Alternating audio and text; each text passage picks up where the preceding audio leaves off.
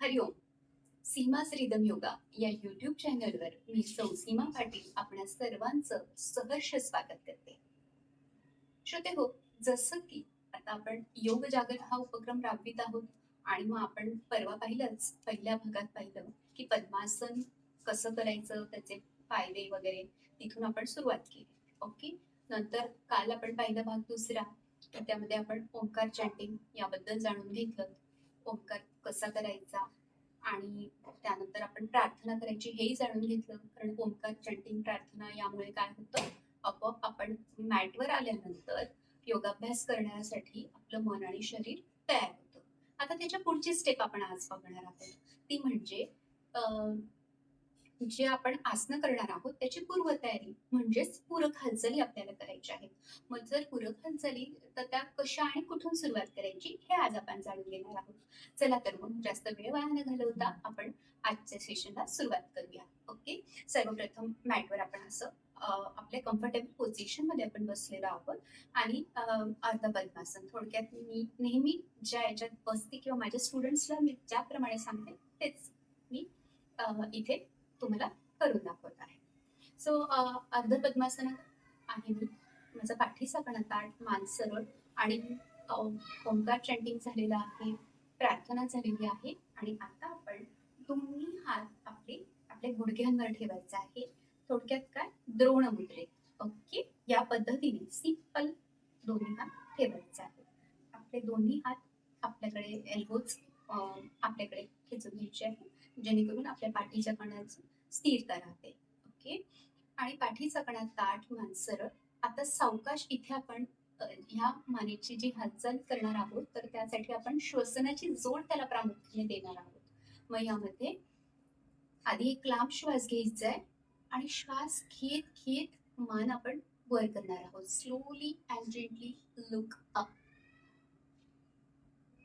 मान इतकीच वर गेली पाहिजे, आपण इतकंच समोर पाहिलं पाहिजे, वर पाहिलं पाहिजे छताकडे, की म्हणजे आपल्या मानेला जास्तीत जास्त मागे ड्रॉप करावं लागणार नाही.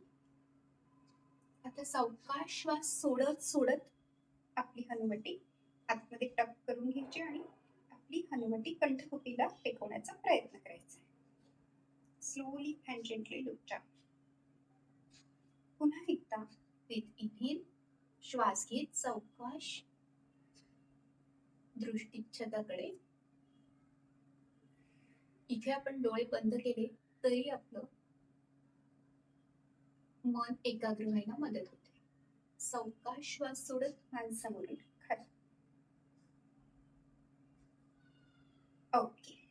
श्वास घेत सरळ. ओके. नेक्स्ट आहे, आता आपण सावकाश मान उजवीकडून डावीकडे बघणार आहोत. ओके.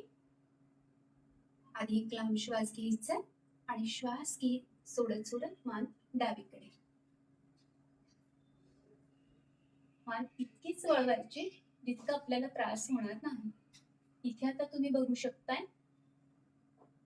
या पद्धतीने. श्वास घेत सरळ, पुन्हा श्वास सोडत मान उजवीकडे.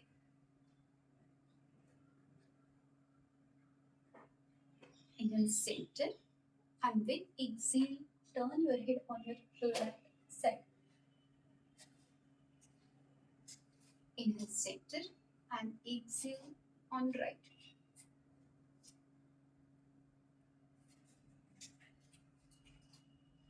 Okay, inhale, center, and next आहे आपला डावा हात आपल्या डोक्यावर घ्यायचा आणि या ठिकाणी सावकाश मान डाव्या खांद्यावर टाकायची.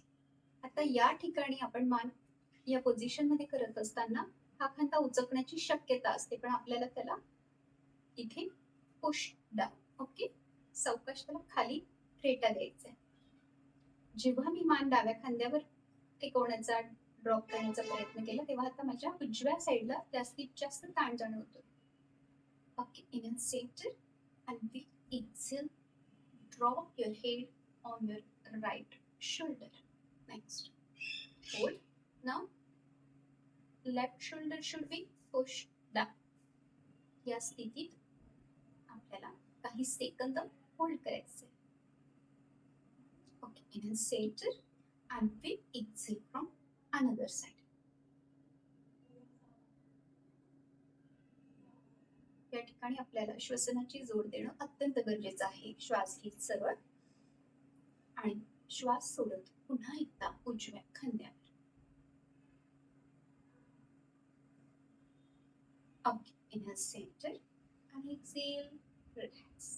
ओके, या पद्धतीने आपल्याला आसनांची पूर्वतयारी करायची आहे. आज आपण जाणून घेतलं फक्त ह्या मानेच्या काही पूरक हालचाली.